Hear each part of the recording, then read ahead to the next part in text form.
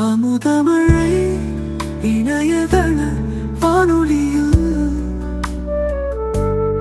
இலங்கையின் இன்பப்பட்டறை.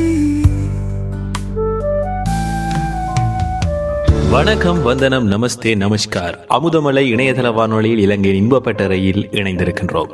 நமது வாழ்வில் புதுமை என்பது இயல்பான ஒரு அங்கமாகும். உலகம், இயற்கை, மனித சிந்தனை ஆகிய அனைத்தும் தினந்தோறும் புதுமையாக மாறிக்கொண்டே இருக்கின்றன. ஆன்மீக தத்துவங்களில் புதுமை என்பது வெறும் வெளியுறுப்பு பரிமாற்றம் அல்ல, அது உள்ளுறுப்பு மாற்றத்தையும் சுய சிந்தனையின் வளர்ச்சியையும் குறிக்கின்றது. வாழ்க்கையில் புதுமையை ஏற்கின்ற பொழுது ஒருவர் மனதில் ஒரு வகையான விழிப்புணர்வு ஏற்படுகிறது. இந்த விழிப்புணர்வு தான் ஆன்மீக வளர்ச்சிக்கு மூல கட்டிடமாக இருக்கின்றது. ஒருவரது பழைய பழக்க வழக்கங்களை, குறைகளை மற்றும் எதிர்மறை சிந்தனைகளை விட்டுவிட்டு புதிய சிந்தனைகள், நட்பண்புகள் மற்றும் உயர்ந்த லட்சியங்களை தத்தெடுப்பதுதான் ஆன்மீக புதுமை. பகவத்கீதையில் குரு கிருஷ்ணர் கூறுகின்றார், நித்திய நவீனம், அதாவது எப்போதும் புதுமை கொண்டவன். இதுவே ஆன்மீகத்தின் அடிப்படை. ஒருவரும் ஒரே மாதிரியில் நிலைத்திருக்க முடியாது. நாம் நம் சிந்தனையை, உணர்வுகளை, செயல்களை எல்லாவற்றையும் காலத்தோடு சந்திக்க புதிய பாங்குகளில் அணுக வேண்டும். இதுதான் ஆன்மீக புதுமையின் வெளிப்பாடு. எமது பிரம்மகுமாரிகள் ராஜயோக நிலையம் போன்ற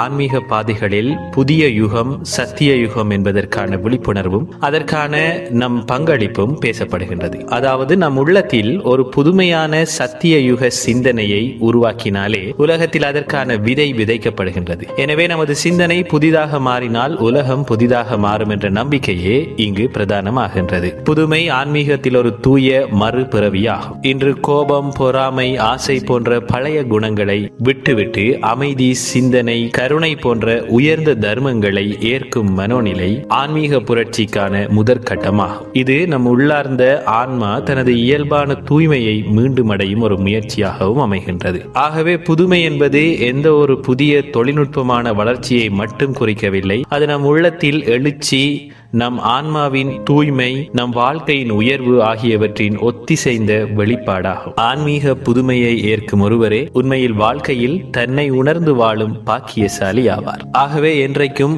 புதுமையை ஏற்று புதிதாய் வாழ்வோம்.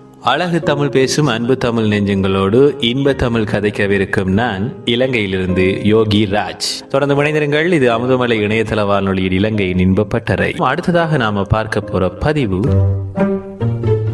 என்ன பிரச்சனை, என்ன பிரச்சனை, என்னதான் பிரச்சனை, என்ன பிரச்சனையா, பிரச்சனை என்னையா, எல்லாம் பிரச்சனை தான். இன்றைய என்ன பிரச்சனை பகுதியில் நாம் தீர்வு காண வேண்டியிருக்கின்ற ஒரு கேள்வி, குடும்பத்தில் ஏற்படும் பிரச்சனைகளை வெளிப்படையாக பேசுவது நல்லதா அல்லது தவறானதா? குடும்பத்தில் ஏற்படும் பிரச்சனைகளை வெளிப்படையாக பேசுவது நல்லதா அல்லது தவறானதா? குடும்பம் என்பது வாழ்க்கையின் அடிப்படை தூணாகவும் மனித வாழ்வின் முதல் பள்ளியாகவும் பார்க்கப்படுகின்றது.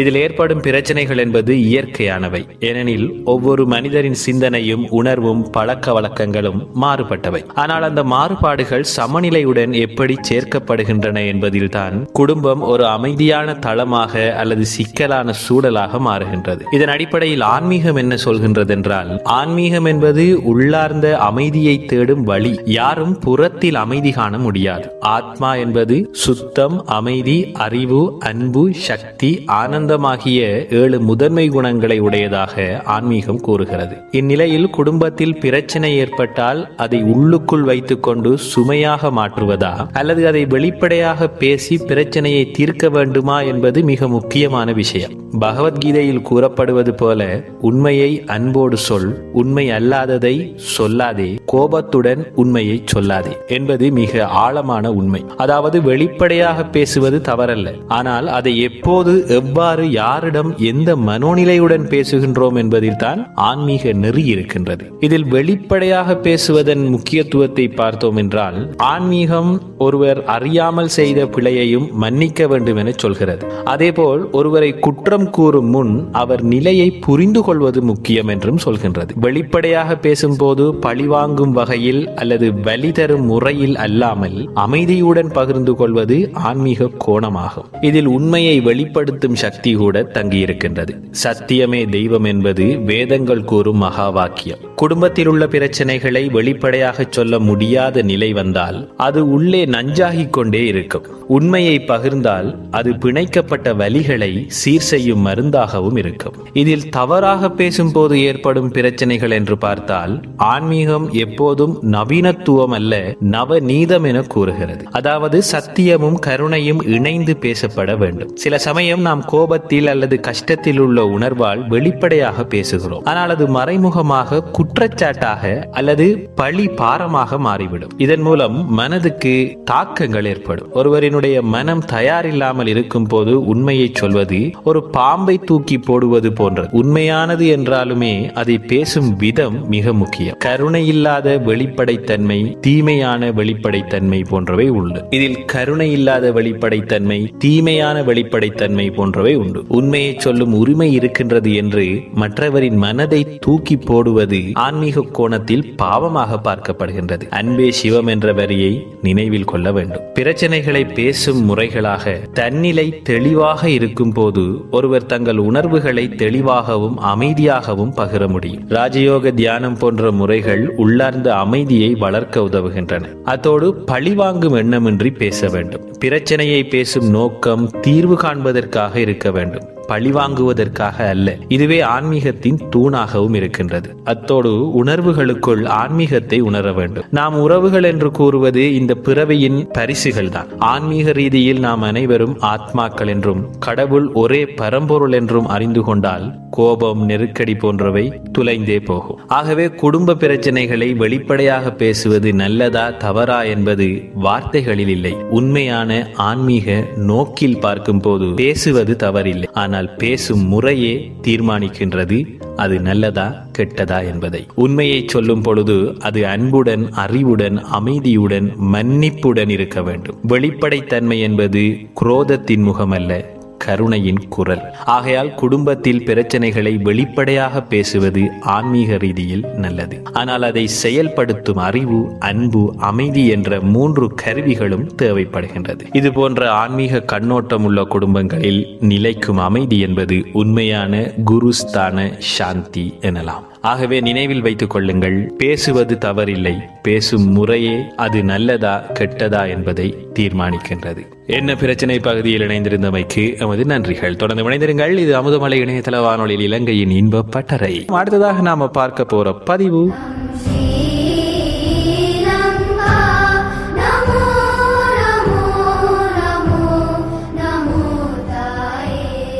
இன்றைய நம் ஸ்ரீலங்கா பகுதியில் நாம் பார்க்கவிருக்கும் இடம்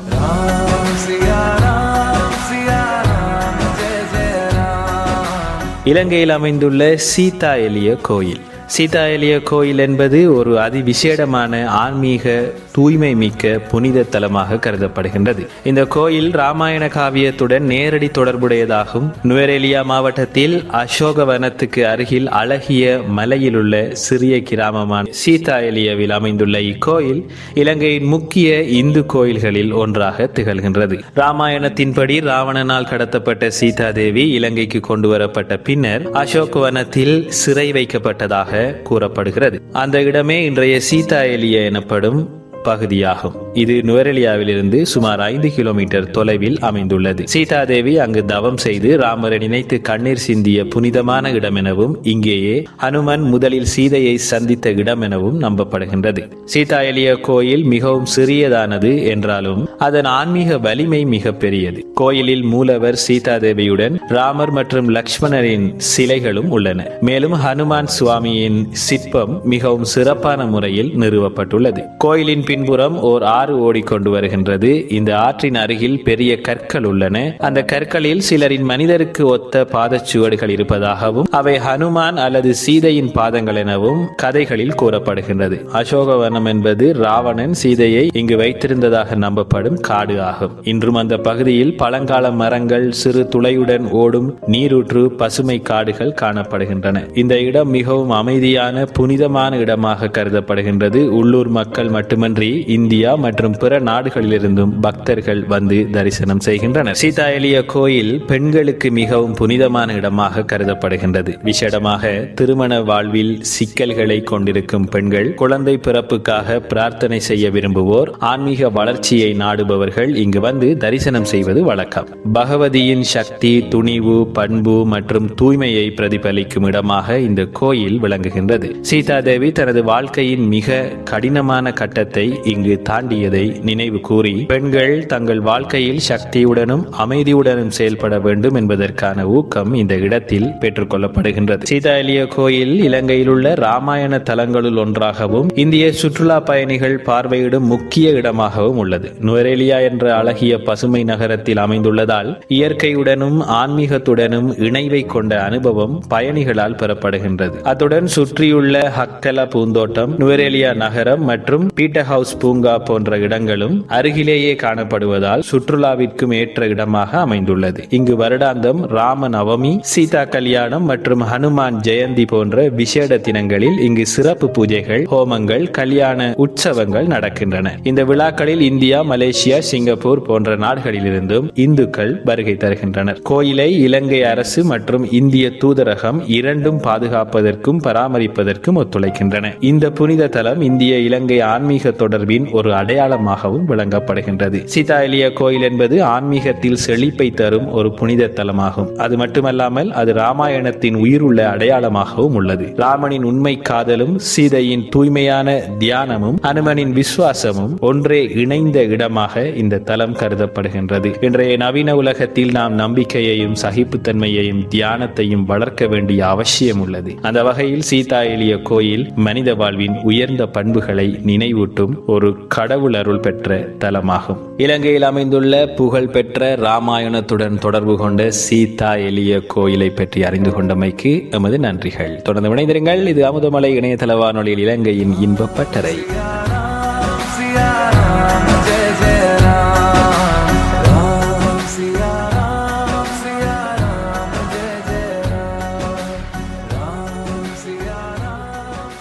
அடுத்ததாக நாம பார்க்க போற பதிவு அழகு மொழியில் வரிகள் வளைந்தோடும் கவிதை. இலங்கையில் யார் அந்த பாரதி? புதுமை பார்வையின் எல்லை கடந்து போகும். பசுமை தேசம் புதுமையாகும். பழைய பக்கம் முடிவுறச் செய்யும். புதிதாய் நாள் தொடங்கும். பழமை வணங்கி நவீனத்தை ஏற்கும். புரட்சியின் வாசல் புதுமையை காக்கும். நெஞ்சின் மொழி மாற்றமாய் வரும். உளவின் உண்மை கவிதையாய் வரும். வானம் புது மேகங்களை வரவேற்கும். மண்ணும் புது விதைகளை நம்பும். வாழ்க்கை எனும் உருளை பயணம் புதுமையாய் வழிகாட்டியாகும். முழு சுழற்சி பரிணாமமாகும்.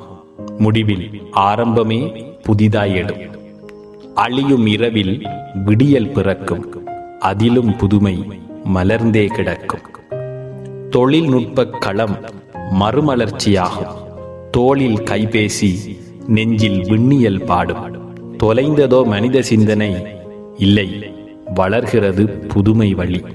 பழக்கங்கள் எல்லாம் ஒரு நாள் மாறும்.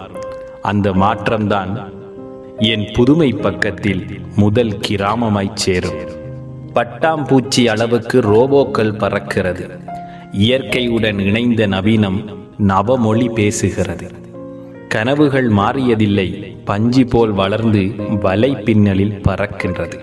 விதியின் மாற்றங்கள் நடக்க அமைதி விலகாது நிற்கிறது.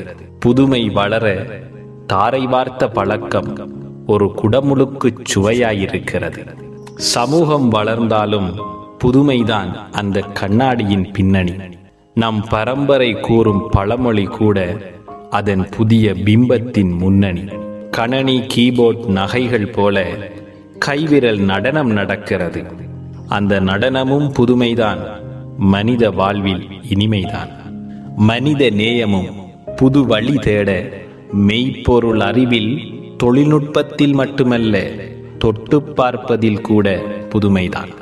மழையில் நனைக்கும் குழந்தையின் சிரிப்பு புதிய இசையாகும், காதுக்கு இனிப்பு.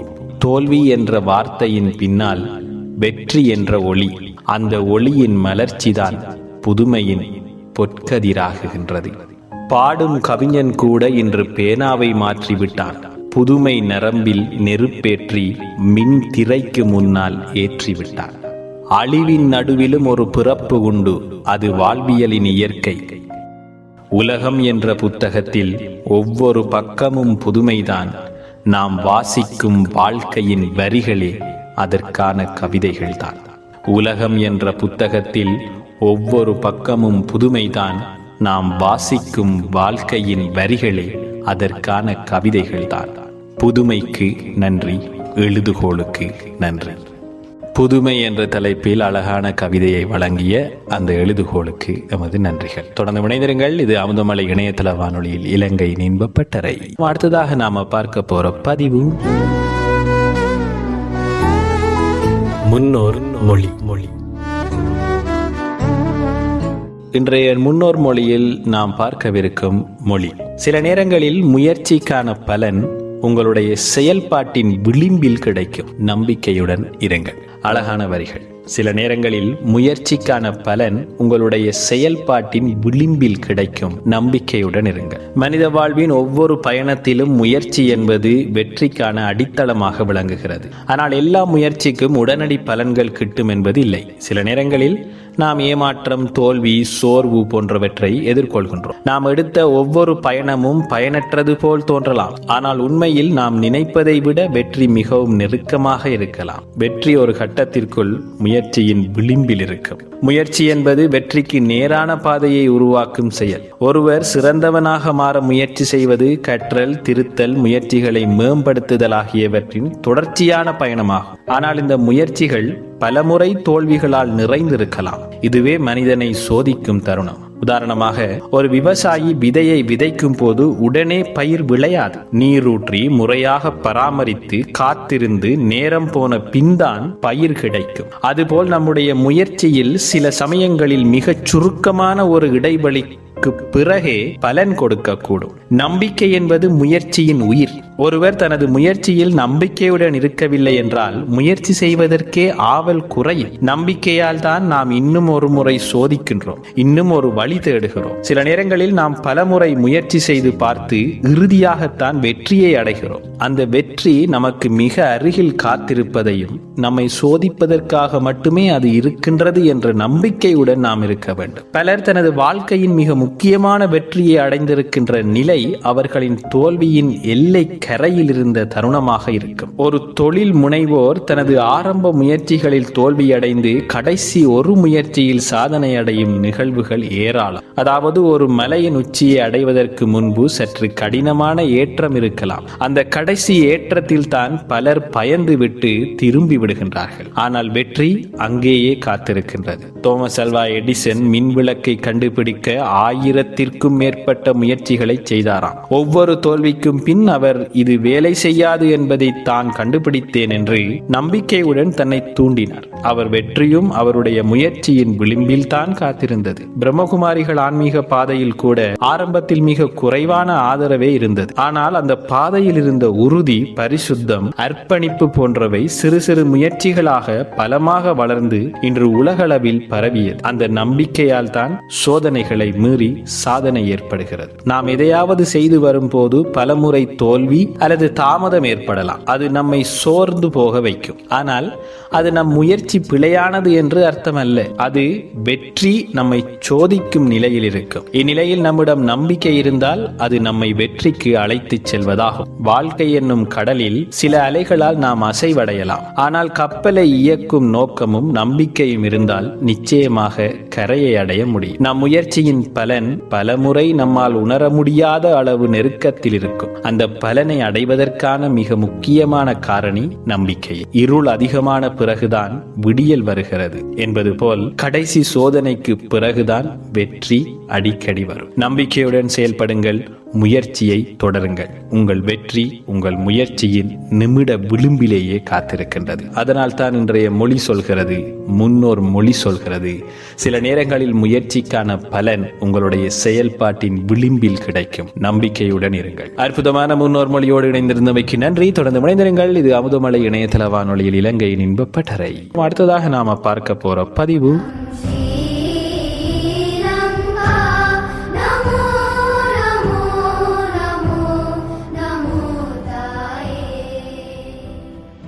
இன்றைய நம் ஸ்ரீலங்கா பகுதியில் நாம் பார்க்கவிருக்கும் இடம் இலங்கை வடக்கு பகுதியில் அமைந்துள்ள யாழ்ப்பாணம் மாவட்டத்தில் ஒரு சிறிய தீவான நைனா தீவு நாகபூஷணி அம்மன் கோயில். இந்த ஆலயம் இந்து கோயில்களில் மிகவும் பழமையானதொன்றாகும். பல கோடி பக்தர்களை ஆண்டுதோறும் ஈர்க்கும் ஆன்மீக தலமாகவும் விளங்குகின்றது. நாகபூஷணி அம்மன் ஒரு சக்தி தேவியாக வணங்கப்படுகின்றார். இவர் நாகவல்லி என்ற சக்தியின் அம்சமாகவும் நாகதேவி என்ற பெயரிலும் அழைக்கப்படுகின்றார். நாகபூஷணி என்ற பெயரில் நாக என்பது பாம்பை குறிக்கின்றது. இலங்கை தீவின் வரலாற்றில் நாகர்களின் பங்கு முக்கியமானது. எனவே நாகர்குலத்து மக்கள் இந்த தேவியை தங்கள் தெய்வமாக வழிபட்டதுடன் இந்த ஆலயத்தையும் அவர்களின் பிரதான தலம் என கொண்டிருந்தனர். நாகபூஷணி அம்மன் ஆலயத்தின் தொன்மை ஆயிரக்கணக்கான ஆண்டுகளாகும். இது தமிழர் மற்றும் நாகர் சமுதாயங்களின் வரலாற்று மரபுடன் கலந்திருக்கின்றது. புராண கதைகளின்படி இந்த தலத்தில் சக்தியின் ஒரு அம்சமான நாகபூஷணி அம்மன் நாகதீவிலேயே பூமியில் தோன்றி இங்கு தங்கி உலக மக்களுக்கு அருள் பாலித்ததாக கூறப்படுகின்றது. மற்றொரு புராண வரலாற்று சம்பவமாக துர்கா தேவியை அழிக்க விரும்பிய ஒரு அசுரனாகிய பண்டாசூரனை வீழ்த்த நாகபூஷணி அம்மன் இங்கு பராசக்தியாக வந்து அவனை வென்று உலக மக்களுக்கு நன்மை செய்ததாக கூறப்படுகின்றது. நாகபூஷணி அம்மன் கோயில் தென்னிந்திய திராவிட கோயில் கட்டிடக்கலை பாணியில் அமைந்துள்ளது. விமானங்கள், கோபுரங்கள், பிலாஸ்தம்பங்கள் அதாவது தூண்கள் மற்றும் அலங்கரிக்கப்பட்ட சுவரொட்டிகள் இந்த கோயிலின் சிறப்பான கலை நயத்தை வெளிப்படுத்துகின்றன. இதில் உள்ள ராஜகோபுரம் பலதரப்பட்ட வண்ணங்களில் அரண்மனையை ஒத்திருக்கும் வகையில் அமைந்துள்ளது. கடற்கரைக்கு அருகிலேயே இந்த கோயில் அமைந்திருப்பதால் ஆலயத்தின் பின்னால் காணப்படும் நீல கடற்பரப்பும் தூய்மை மற்றும் ஆனந்தமான சூழலையும் தருகின்றது. கோயிலுக்குள் நுழையும் போது சுத்தமான மண் வாசனையும் தூய வாசனையும் பரவுகின்றது. இங்கு தினசரி பூஜைகள், பால் அபிஷேகம், அர்ச்சனை, ஹோமங்கள் மற்றும் பஜனை நிகழ்ச்சிகள் நடைபெற்று வருகின்றன. முக்கியமான விழாக்களாக ஆடி அமாவாசை விழா, அதாவது ஆடியில் அமாவாசை நாளில் ஆயிரக்கணக்கான பக்தர்கள் நாடு முழுவதிலும் மற்றும் வெளிநாடுகளில் இருந்தும் வந்து அம்மனை வழிபடுகின்றனர். கடலில் சாமியாற்றி புனித நீராடல் செய்து பின்னர் கோவிலில் தரிசனம் செய்கின்றனர். அத்தோடு நவராத்திரி விழா 9 நாட்கள் அம்மனுக்காக நடைபெறும் இந்த பண்டிகையில் ஒவ்வொரு நாளும் அம்மன் வேறு வேறு அலங்காரங்களில் வணங்கப்படுகின்றார். இசை, நடனம் மற்றும் ஆன்மீக உரைகள் கூட நிகழ்த்தப்படுகின்றன. அத்தோடு தீமிதிப்பு விழா அம்மனுக்கு நன்றி செலுத்தும் ஒரு வடிவமாக பக்தர்கள் உருகிய செங்கடல் மீது நடந்து அம்பிகைக்கு தங்களின் விரதத்தை நிறைவேற்றுவார்கள். இது மிகவும் பிரபலமான நிகழ்வாகும். நாகபூஷணி அம்மன் ஆலயம் இலங்கை தமிழர்களின் முக்கிய தீர்த்தத்தலமாக மட்டுமில்லாமல் இந்தியா மற்றும் உலகம் முழுவதும் உள்ள இந்துக்கள் மத்தியிலும் புகழ் பெற்றது. யாழ்ப்பாணத்திலிருந்து படகு பாதையில் இத்தீவை சென்றடையலாம். இந்த பயணம் புனிதமான அனுபவமாகவே பார்க்கப்படுகின்றது. கயிறு கட்டப்பட்ட சிறிய படகுகள் அல்லது மோட்டார் படகுகள் மூலம் நாவற்குழியில் இருந்து நைனா தீர்வுக்கு செல்லப்படுகின்றது. பயணத்தின் போதெல்லாம் கடலலை வழியிலும் புனித சிந்தனைகளும் நம்மை ஆனந்த சுகத்துடன் இட்டுச் செல்லும். அத்தோடு இந்த கோயில் அனைத்து சமுதாய மக்களையும் இணைக்கும் ஒரு ஆன்மீக மையமாகவும் விளங்குகின்றது. முஸ்லிம்கள், கிறிஸ்தவர்கள், புத்த மதத்தினர் என பலரும் அம்மனை ஓர் சக்தியாக மதித்து வருகின்றனர். இந்த கோயிலின் வருமானத்தில் பகுதி சமூக சேவைக்கும் பயன்படுகின்றது. இந்நாளில் கோயில் வளாகம் மேம்படுத்தப்பட்டு பக்தர்களுக்கான வசதிகள் உருவாக்கப்பட்டுள்ளன. சுத்தமான தண்ணீர், இரவு விடுதி, உணவக வசதி மற்றும் சுகாதார இடங்கள் ஆகியவை இங்கு ஏற்பாடு செய்யப்பட்டுள்ளது. அரச மற்றும் தனியார் பங்களிப்புகளும் இந்த வளர்ச்சிக்கு பங்காற்றுகின்றன. நாகபூஷணி அம்மன் கோவில் ஆன்மீக பெருமை கொண்ட வரலாற்று முக்கியத்துவம் மிக்க பக்தியுடன் கூடிய ஆலயமாக இருக்கின்றது. இது தமிழர் பண்பாட்டில் ஒரு சின்னமாகும். இலங்கையின் புனித தலமாகவும் உலகின் பல பகுதியில் இருந்தும் பக்தர்களை ஈர்க்கும் ஒரு சக்தி மையமாகவும் திகழ்கின்றது. தெய்வீகமான அனுபவத்தை பெறும் அற்புத இடம். ஒருவர் நம்பிக்கையுடனும் பக்தியுடனும் இந்த ஆலயத்தை தரிசித்தால் வாழ்வில் அமைதி, ஒளி மற்றும் வெற்றியை அடைய முடியும் என்பது பக்தர்களின் அனுபவங்களால் நிரூபிக்கப்பட்டுள்ளது. ஆகவே இன்று புகழ்பெற்ற யாழ்ப்பாணத்தில் அமைந்துள்ள நைனை தீவு நாகபூஷணி அம்மன் ஆலயத்தை பற்றி நம்மளுடைய நம் ஸ்ரீலங்கா பகுதியில் அறிந்து கொண்டமைக்கு எமது நன்றிகள். அமுதமலை இணையதள வானொலியில் இலங்கையின் இன்பப்பட்டறை நிறைவுக்கு வருகின்றது. புதுமை பற்றி பேசியிருந்தோம். புதுமை என்பது எப்போதும் ஒரு புதிய ஆரம்பத்தை குறிக்கின்றது. ஆன்மீக கோணத்தில் நோக்குகை இது நம்முள் நடைபெறும் ஒரு மாற்றத்தின் வெளிப்பாடாகும். மனிதனின் வாழ்வில் மனம், சிந்தனை, உணர்வு, செயல்கள் இவை அனைத்தும் நாள்தோறும் புதிய உருவம் பெற்று விரிவடைகின்றன. இந்த மாற்றங்களை நாம் உணர்ந்து அதனை ஆன்மீக முறையில் ஏற்றுக்கொள்வதே உண்மையான புதுமையின் வழி. பழைய ஆழ்ந்த பழக்கங்களை விட்டு விலகி நம் சுயத்தை பற்றிய புதிய புரிதலுக்கு வருவது புதுமையின் முதன்மையான அடையாளமாகும். இது ஒரு வெளிப்புற புனிதம் அல்ல, இது உள்ளார்ந்த விழிப்புணர்வின் வெளிப்பாடாகும். நான் யார், எதற்காக பிறந்தேன், என் வாழ்க்கையின் நோக்கம் என்ன என்பன போன்ற ஆன்மீக சந்தேகங்களுக்கு விடை தேடும் பயணம் என்பது புதுமையான வாழ்வின் ஆரம்பமாகும். ஒருவர் தனது பழைய அசுத்தமான எண்ணங்களை விட்டுவிட்டு புதிய சுத்தமான சிந்தனைகளை தத்தெடுக்கும் போது அது அவரை ஒரு தூய மனிதராக மட்டுமல்ல, ஒரு கடவுள் போன்ற ஆற்றல் மிக்க ஆன்மாவாகவும் மாற்றுகின்றது. இதுவே ஆன்மீக புதுமையில் கருவூலமாகும். இந்த மாற்றம் வெளியில் எதுவும் இல்லாமல் இருந்தாலும் உள்ளே இடம்பெறும் அதிசயமான புரட்சியாகும். பிரம்மகுமாரிகளில் கூறப்படும் மனம் மாறினால் உலகம் மாறும் என்ற கோட்பாடே இதற்கான சிறந்த எடுத்துக்காட்டாகும். நம் சிந்தனையை தினமும் புதியதாக, சத்தியமாக, நற்குணமுள்ளதாக மாற்றினால் அது நம் வாழ்க்கையையே மாற்றி அமைக்கும். உலகம் எப்படி இருக்கிறதோ என்பதற்கு பதிலாக நான் எப்படி இருக்கின்றேன் என்பதே உண்மையான வளர்ச்சியின் திசை. புதுமை என்பது முடிவற்ற ஒரு பயணம். நாம் இன்று ஒரு புதிய எண்ணத்துடன் வாழ ஆரம்பித்தாலும் நாளை இன்னொரு புதிய பரிமாணத்தில் வாழ்ந்து கொண்டிருக்கலாம். ஆன்மீக ரீதியில் ஒருவர் ஏற்கும் ஒவ்வொரு புதுமையும் அவரை பரமாத்மாவிற்கு இன்னும் ஒரு அடுக்கு அருகாக அழைத்துச் செல்கிறது. இது குறிக்கோளற்ற பயணம் அல்ல, மாறாக தூய்மையும் அமைதியும் நிறைந்த வாழ்க்கையை நோக்கி நடக்கும் பிரம்மாண்டமான பயணமாகும். இவ்வாறு ஆன்மீக நோக்கில் புதுமை என்பது எப்போதும் சுயத்தை சோதித்து உயர்வதற்கான தகுந்த வழியாகும். அதன் மூலம் நாம் நம் ஆன்மீக சக்தியை மீண்டும் பெறுகின்றோம், ஒளி வீசும் மனிதர்களாக மாறுகின்றோம். இதுவே உண்மையான புரட்சியும் நம்மை புதிய யுகம் நோக்கி அழைத்துச் செல்லும் ஆன்மீக புதுமையின் அதிசய சக்தியும் ஆகும். ஆகவே அற்புதமான இந்த அமுதமலை வானத்தில் இயங்கிக் கொண்டிருந்த அற்புதமான இந்த இலங்கையின் இன்பப்பட்டறை நிகழ்ச்சியை நிறைவு செய்கிறேன். அழகு தமிழ் பேசும் அன்பு தமிழ் நெஞ்சங்களோடு இன்ப தமிழ் கதைத்து முடித்து விடைபெறும் நான் இலங்கையிலிருந்து யோகி ராஜ். தொடர்ந்து இணைந்திருங்கள். இது அமுதமலை இணையதள வானொலியில் இலங்கையின் இன்பப்பட்டறை. வணக்கம், வந்தனம், நமஸ்தே, நமஸ்கார். இணையதள வானொலியில் இலங்கையின் இன்பப்பட்டறை. அழகு தமிழ் பேசும் அன்பு தமிழ் நெஞ்சங்களோடு இன்ப தமிழ் கதைக்கவிருக்கும் நான் இலங்கையிலிருந்து யோகி ராஜ். அமுதமழை இணையதள வானொலியில் இலங்கையின் இன்பப்பட்டறை. இது அமுதமலை இணையதள வானொலியில் இலங்கையின் இன்பப்பட்டறை. அமுதமழை இணையதள வானொலியில் இலங்கையின் இன்பப்பட்டறை.